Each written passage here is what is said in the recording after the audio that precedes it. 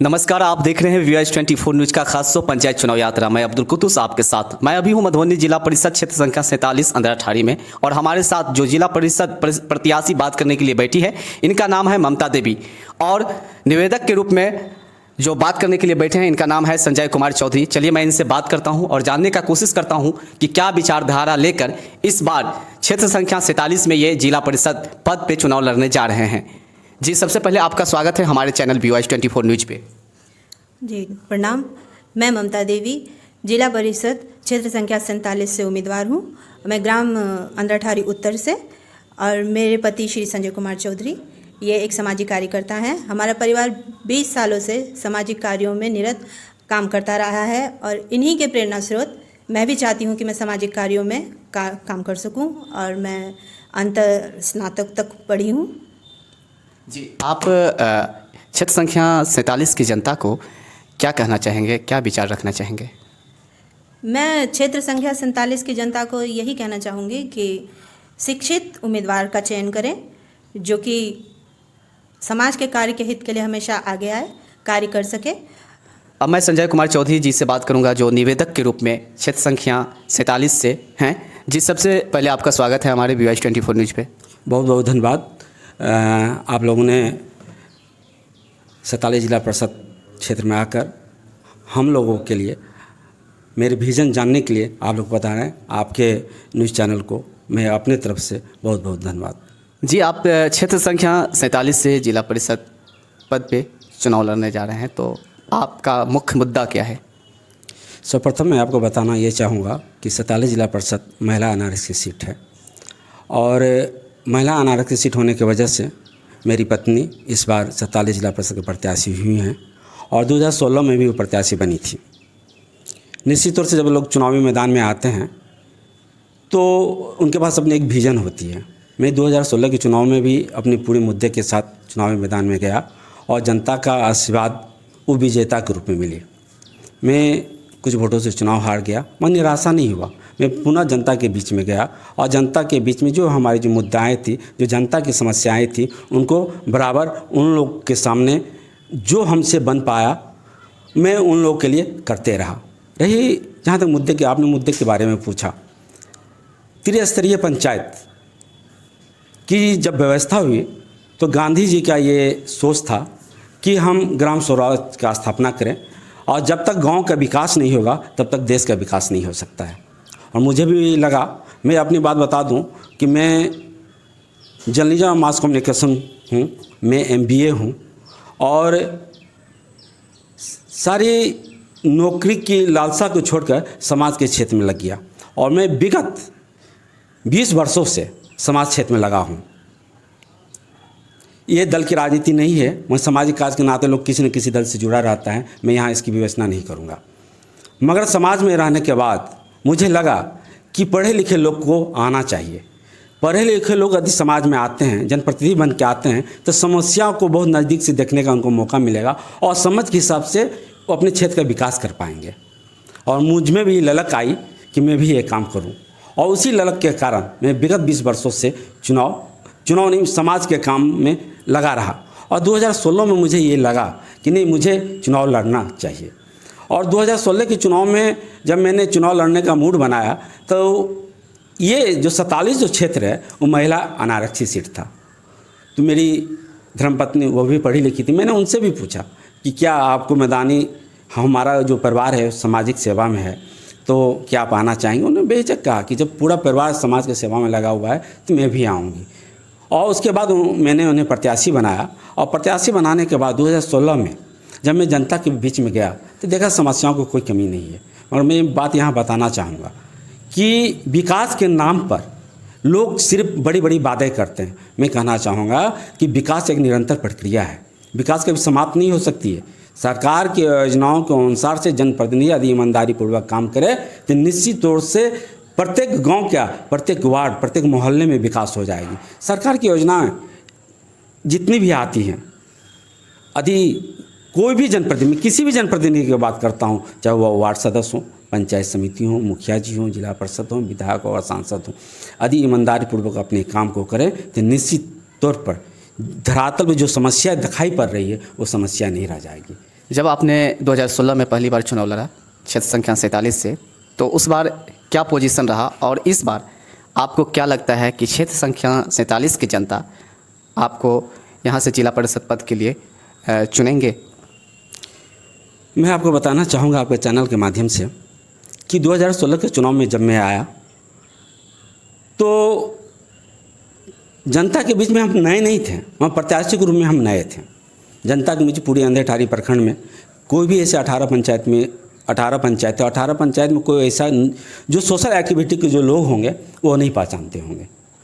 मगर जब मैं जनता के बीच में गया तो प्रत्याशी के रूप में हम नया थे और प्रत्याशी मेरी पत्नी थी। तो लोग को समझने में थोड़ा ये लगा कि नए प्रत्याशी के रूप में ये हमारे लिए क्या कर पाएंगे। मैंने अपने विजन को रखा और प्रथम भी चुनाव लड़ रहा था। मैं जनता को धन्यवाद देना चाहूँगा कि प्रथम प्रयास में मुझे उपविजेता के रूप में उन्होंने चुना।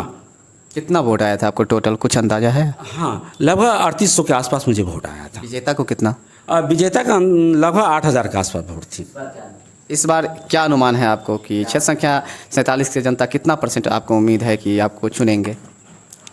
जनता के बीच जाने के बाद ये तो जरूर लग रहा है कि मुझे जनता इस बार मेरे ऊपर विश्वास करेगी, मगर जीत और हार की जो चाबी होती है वो जनताओं के बीच में होती है। जनता वोट देते हैं और मैं जनता से अपील करूंगा कि मुझे 5 साल में आपने परखा, मुझे समझा, मेरी समीक्षा किया आपने, और सारी समीक्षाओं पर मुझे लग रहा है कि जनता इस बार मुझे विजेता के रूप में देखना चाहती है। जी, आपके क्षेत्र संख्या 47 में स्वास्थ्य और शिक्षा की क्या स्थिति है, इस विषय पे आपका क्या कहना है? मैं आपके चैनल के माध्यम से बताना चाहूँगा कि मेरे पास एक बुकलेट है और इसमें प्राथमिकता लिखी हुई है, और प्रथम प्राथमिकता में मैंने लिखा है कि शिक्षा और स्वास्थ्य और सुरक्षा 3 अहम मुद्दा रहेंगे। शिक्षा भी रहेगी, स्वास्थ्य भी रहेगी, सुरक्षा भी रहेगी। और शिक्षा की जो स्थिति है, सरकार की योजना कोई गलत नहीं होती है, मगर उसको गुणवत्तापूर्वक कराना जनप्रतिनिधियों का काम होता है। इसलिए सारे जनप्रतिनिधि जो भी चुनाव जीत के आएँ उनको इस बात की मलाल होनी चाहिए कि मैंने पूरे 5 साल में शिक्षा पर कोई चर्चा नहीं की, कोई बहस नहीं की। मैं कहता हूँ कि आप जनता के बीच में जाइए, शिक्षा पर बहस कीजिए, आप स्वास्थ्य पर बहस कीजिए, आप सुरक्षा पर बहस कीजिए, बच्चियों पर बहस कीजिए, जो समाज के अहम मुद्दा है। और जो अभी अंधाठारी की जो स्थिति है, मैं ये तो नहीं कहूँगा कि शिक्षा समाप्त हो गई है, मगर और सुधार की आवश्यकता है शिक्षा में।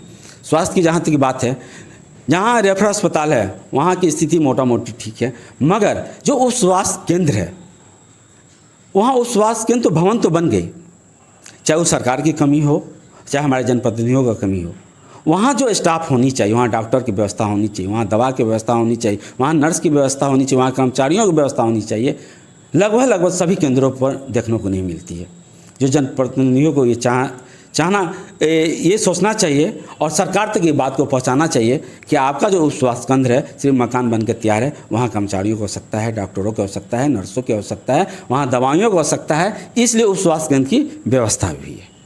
जहाँ तक सुरक्षा की बात है, हमारे 2 क्षेत्र हैं, हमारे जिला परिषद में 2 ऐसे क्षेत्र हैं जहाँ पर पुलिस चौकी की आवश्यकता है। एक आप अंधाठारी से जब निकलेंगे खोपा चौक की तरफ, एक पूरा सुनसान जगह हो जाती है, यहाँ से 8 किलोमीटर है, उस बीच में एक पुलिस चौकी की आवश्यकता है।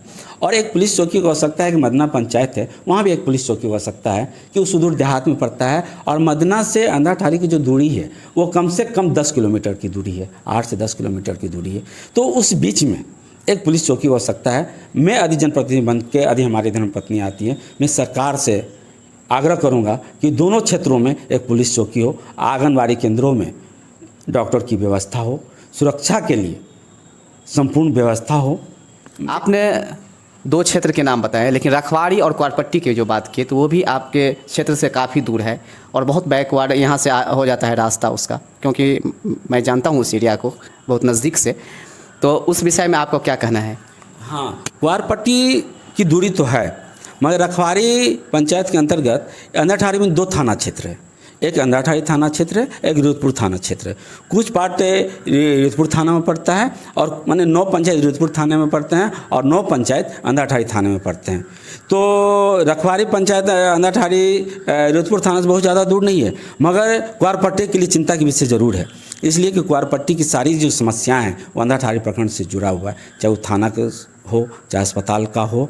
चाहे शिक्षा में तो हर गांव में अब +2 हो गया है स्कूल, तो शिक्षा के लिए मैं बहुत ज़्यादा नहीं कहूँगा, मगर एक मेरा अपील है, सरकार से अपील है, ये हमारे जैसे जनप्रतिनिधियों के लिए संभव नहीं है। एक कमलापति पुल बन जाती है भदवार में तो कुआरपट्टी की जो दूरी है बहुत आसान हो जाएगी। अभी कुआरपट्टी से अंधाठाड़ी आने के लिए कम से कम 24 किलोमीटर घूमकर अंधाठाड़ी ब्लॉक आना पड़ता है। यदि भदवार में वो पुल हो जाती है तो 12 किलोमीटर में वो अंधाठाड़ी आ जाएंगे। और ये इस योजना पर बहुत पहले से काम चल रही है, मगर क्यों सफलता नहीं मिली है हमारे विधायक और सांसद जी के द्वारा, यही लोग बता सकते हैं। मगर आवश्यक है कि भदवार में एक पुल बननी चाहिए। यदि मैं जनप्रतिनिधि बन के आता हूँ, मैं सरकार से पुरजोर अपील करूँगा और उसके लिए सारा प्रयास भी करूँगा। हमारे चैनल VOH24 न्यूज़ के माध्यम से क्षेत्र संख्या 47 के जनता को क्या संदेश देना चाहते हैं? मैं अपने जनता मालिक से अपील करना चाहूँगा कि आप मुझे एक बार विजयी बनाइए। हम सेवक बनकर आपका काम करेंगे, मैं नेता बनकर काम नहीं करूँगा, मैं बेटा बनकर आपका काम करूँगा, सेवक बनकर काम करूँगा। और जो मेरा विज़न है, मेरा जो 17 सपना है 47 जिला परिषद क्षेत्र के लिए, जो बुकलेट के माध्यम से मैं अपने जनता के बीच में भी रखा हूँ, मैं 17 योजनाओं को जनता के बीच पहुँचाने का काम करूँगा। जी, आप देख रहे थे VOH24 न्यूज़ का खास शो पंचायत चुनाव यात्रा। मैं अब्दुल कुद्दूस, धन्यवाद।